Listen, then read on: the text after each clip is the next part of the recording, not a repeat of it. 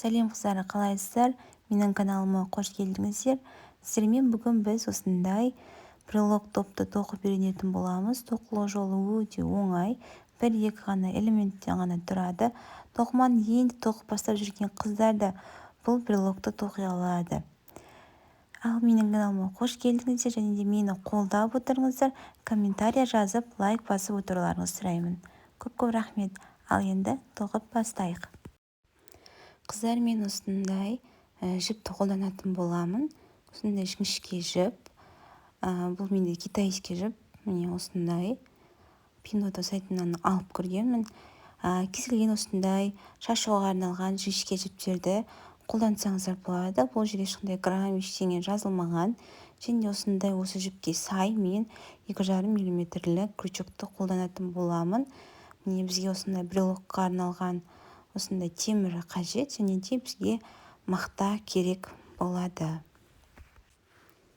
Қыздар, енді тоқып бастаймыз. Біз воздушная петля жасаймыз. Міне осылай аламыз. Және де мына бірінші воздушная петля, біз барлығы 30 воздушная петля жасаймыз. Воздушная петляның қазақшасы ілмек, яғни біз 30 ілмек жасаймыз. Және де осылай 30 ілмек жасап болғаннан кейін біздің ең бірінші жасаған ілмегімізбен 30-шы ілмек екеуінің арасын қосатын боламыз. Яғни біз осындай круг жасаймыз. Міне тоқып болды. Ең бірінші ілмекке воздушная петляға өстіп арасын қосатын боламыз. Міне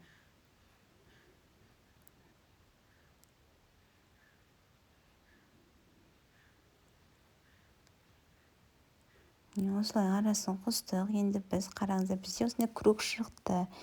Енді біз бір сақина немесе екі сақина тоқисыздар. Бірінші ілмекке біз столбик, полустолбик жасаймыз. Міне тап осылай 30 полустолбик жасаймыз. Әрбір ілмекке осылай жібімізді кіргізіп тұрып, міне осылай ілмекке жібіміз іліп алып, үшеуін бірге қосып полустолбик тоқисыздар. 30 полустолбик тоқып, ең шетіне келгенде араларын қосатын боламыз. Осылай біз 6 ряд тоқимыз. Мынау бізде тоқылып жатқан бірінші ряд. Осылай соңына дейін тоқисыздар.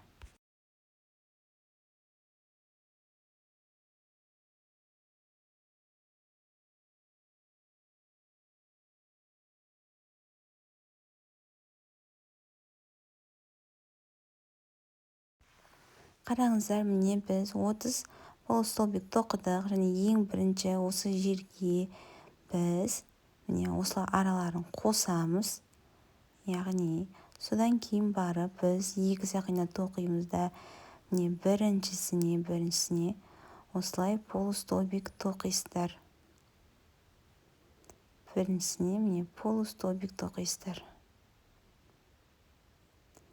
Осылай қайтадан 30 полустолбик тоқып шығасыздар да, ең соңына келгенде жаңағындай қылып арасын қосасыздар. Осы бізде тоқылып жатқан екінші қатар біз тағы плюс 4 қатар тоқимыз. Қараңыздар, міне екінші қатарды болдық. Осылай арасын қосамыз.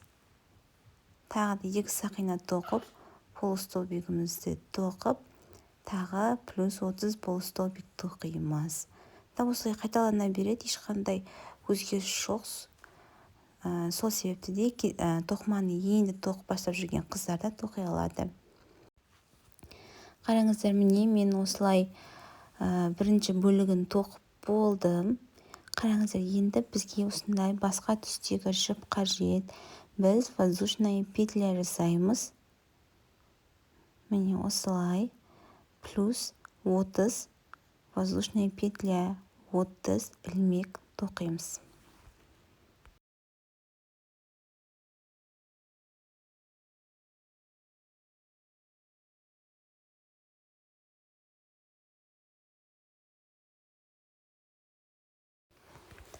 Қараңыздар, 30 ілмек тоқып болғаннан кейін плюс тағы 2 ілмек тоқисыздар.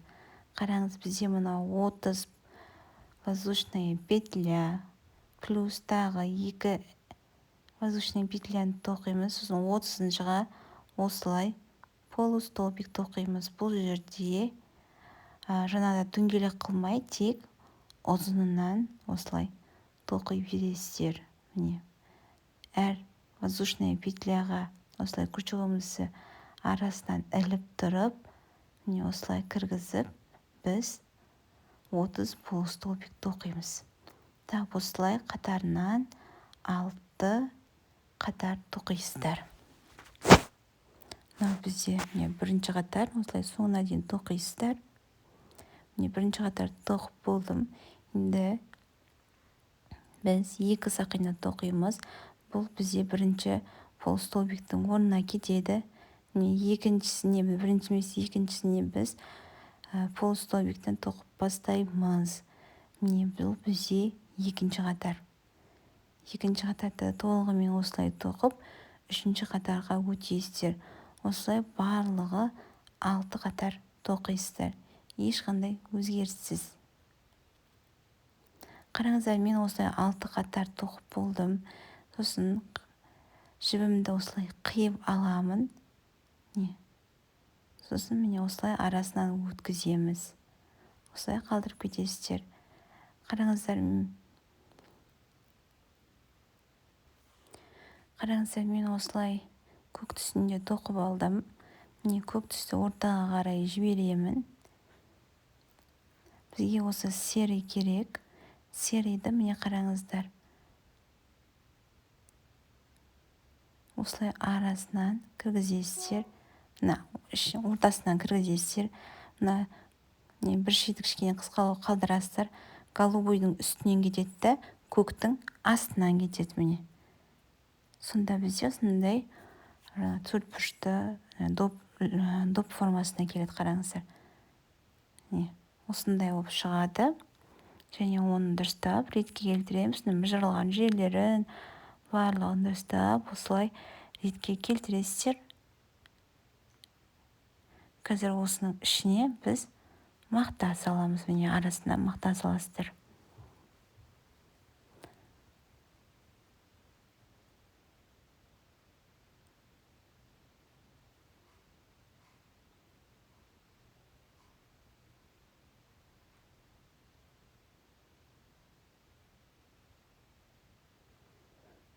Осылай мақтаны салып шығасыздар.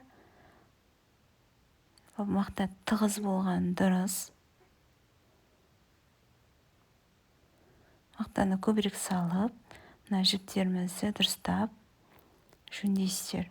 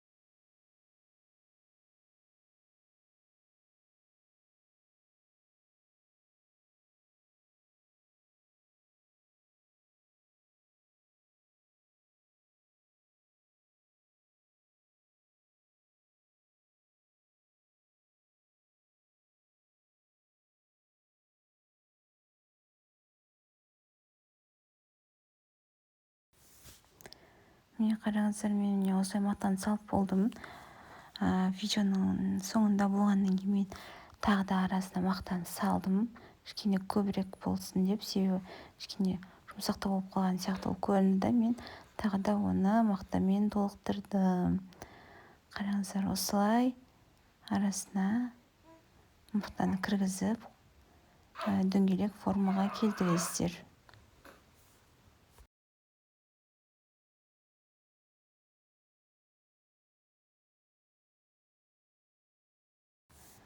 Қараңыздар, міне манаға қалдырып кеткен жібіміз осылай тоқымаға арналған инені осылай кіргізіп тұрып, біз арасын қосып тоқитын боламыз.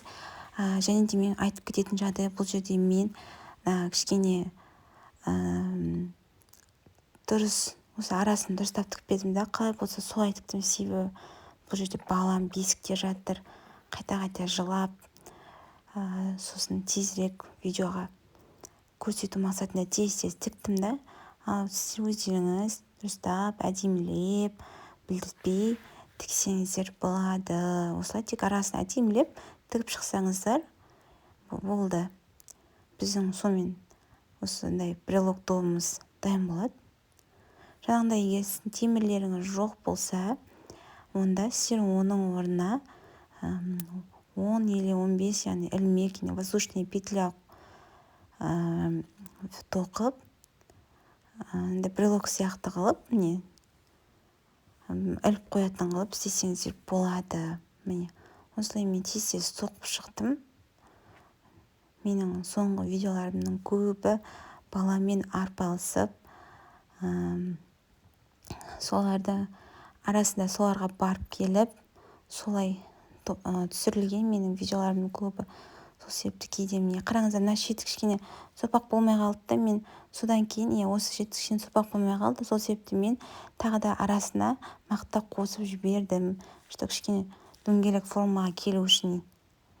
Ол мына видеода көрсетілген жоқ, бірақ сіздер де өздеріңіз солай қосып жіберсеңіздер болады. Міне осылай видеода көрсетілгенде қылып біз бүгінгі тоқыған добымызды осылай аяқтаймыз. Міне арасына кіргізіп, осылай мына жерлер тігілмей қалған ғой, дұрыс. Сол жерлерді дұрыстап тігіп, міне арғы шет жақтарына инеміз кіргізіп тұрып, арғы шет жақтағы серияға дейін барамыз. Шетіне барғанымыз дұрыс, үшеуінің қиылысқан жеріне. Осы жерге сіздер 30 сақина тоқып, брелок белгісі, брелок сияқты қылып ілетін болады ғой. Сондай қылып істесеңіздер болады. Міне осылай мен тоқыған бұйымымды жаптым. Міне осылай крючокпен қиып, керек емесін арасына қарай кіргізіп жіберсеңіз болады. Керек емес жіптерді қиып тастайсыздар.